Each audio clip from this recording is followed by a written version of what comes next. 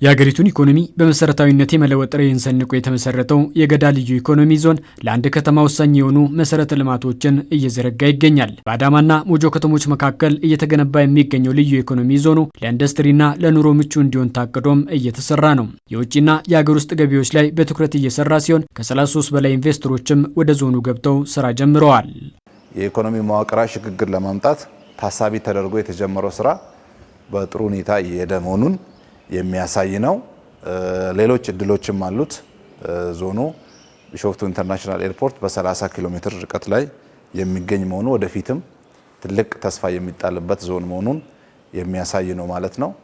ዞኑ የመልቲ ሴክተራል ስፔሻል ኢኮኖሚክ ዞን ነው። በነፃ ንግድ ቀጠና ሙሉ ለሙሉ ስራውን ለመጀመር የተለያዩ ፋሲሊቲዎችን ግንባታ እያካሄደ ነው። የመኪና ገበያ፣ የሎጂስቲክ ሀብ፣ አድሚኒስትሬቲቭ ቢልዲንግ እና ሌሎች መሰረተ ልማቶችን በጥሩ ሁኔታ ገንብቶ እያቀረበ ነው። እስካሁን ወደ 33 የሚሆኑ ኢንቨስተሮች ወደ ዞኑ ገብተዋል። ወደ 382 ሚሊዮን ዶላር ያስመዘገቡ ኢንቨስተሮች ናቸው። ተኪ ምርቶችን ለማብዛት ሀገሪቱ እየከወነች ያለችው የኢትዮጵያ ታምርት ንቅናቄ እንዲሳካም የልዩ ኢኮኖሚ ዞን ከፍተኛ ሚናን የሚጫወት ስለመሆኑ ተጠቁሟል። ለዚህ ያግዝ ዘንድም ወደ ስራ የገቡት ኢንቨስተሮች የማምረት አቅማቸውን እንዲያሳድጉ ትኩረት ተሰጥቷል። ምርት ውስጥ ያሉ አሉ፣ ኤክስፖርት እያደረጉ አሉ። በተጨማሪ በወር ውስጥ ምርት ውስጥ የሚገቡ ታይልስ የመሳሰሉትን በማምረት ወደ ምርት ውስጥ የሚገቡ አሉ። በ3 ወር ውስጥ ደግሞ ሴራሚክ ሳኒታሪ ሴራሚኮችን በማምረት ወደ ምርት ውስጥ የሚገቡ አሉ።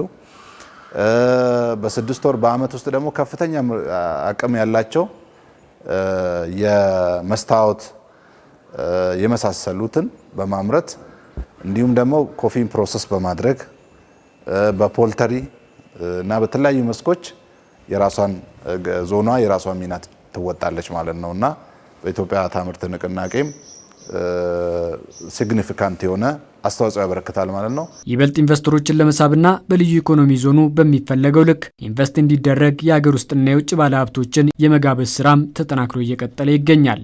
ስትራቴጂካሊ በኢትዮጵያ ላይ ኢንቨስት ሊያደርጉ የሚችሉ ኢንቨስተሮችን መለየትና በእነሱ ላይ የማሳመን የፕሮሞሽን ስራ በመስራት ወደ ሀገር ውስጥ ገብተው እንዲያለሙ ማድረግ ነው።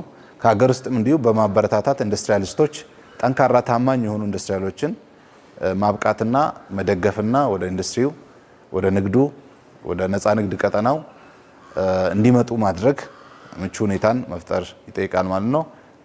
በዚህ ረገድ ከሰራን ብዙ ኢንዱስትሪዎችን ወደ ሀገር ውስጥ ማስገባት እንችላለን። ከሚቀጥለው ወር ጀምሮ በሰፊው በኢንቨስትመንት ታዋቂ የሆኑ ሀገሮች በተለይም ደግሞ በልዩ ኢኮኖሚክ ዞን ላይ ጥሩ ተሞክሮ ያላቸው እንደነ ቻይና፣ እንደነ ቪየትናም፣ ሲንጋፖር እና ሌሎችም አገሮችን በመሰብሰብ እና እነሱን ተደራሽ በማድረግ ወደ ዞኑ በመሳብ የዞኑ ልማት በከፍተኛ ደረጃ የተጠበቀውን ያክል ይዞ ደረጃውን ጠብቆ እንዲሄድ ለማድረግ ነው ማለት ነው። ቀድመው ወደ ልዩ ኢኮኖሚ ዞኑ የገቡ ኢንቨስተሮችን የማበረታታትና የመደገፍ ስራም እየተከወነ ይገኛል። በዛሬው ዕለትም በልዩ ኢኮኖሚ ዞኑ ቦርድ ሰብሳቢ የተመራ ልዑክ እየተሰሩ ያሉ ስራዎችን በመጎብኘት ኢንቨስተሮችንም አበረታቷል። በዚህ ወቅት የተገኙት የብሔራዊ ባንክ ምክትል ገዢ ፈቃዱ ድጋፌ ልዩ ኢኮኖሚ ዞኖች ከፍተኛ የውጭ ምንዛሪን በማስገኘት እንደ ሀገር እየተተገበረ ለሚገኘው የኢኮኖሚ ሪፎርም ስኬት ወሳኝነት እንዳለው አንስተዋል። ልዩ ኢኮኖሚ ዞን በአዋጅ ተቋቁሟል።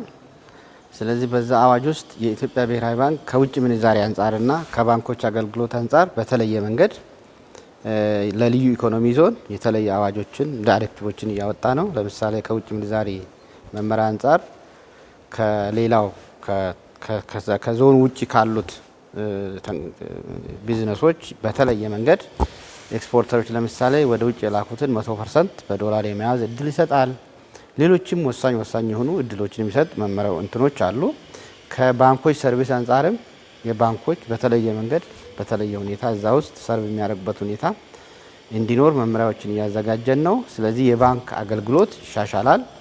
የውጭ ምንዛሪ አገልግሎትን በእጅጉ ለኢንዱስትሪ ዞኖች በጣም የተሻለ ነገር አለው ማለት ነው። ለኢንቨስተሮቹ የሚደረገው ድጋፍ ቀጣይነት የሚኖረው መሆኑ የተመላከተ ሲሆን አስፈላጊ መሰረተ ልማቶችም እየተሟላ ስለመሆኑ ነው የተነሳው።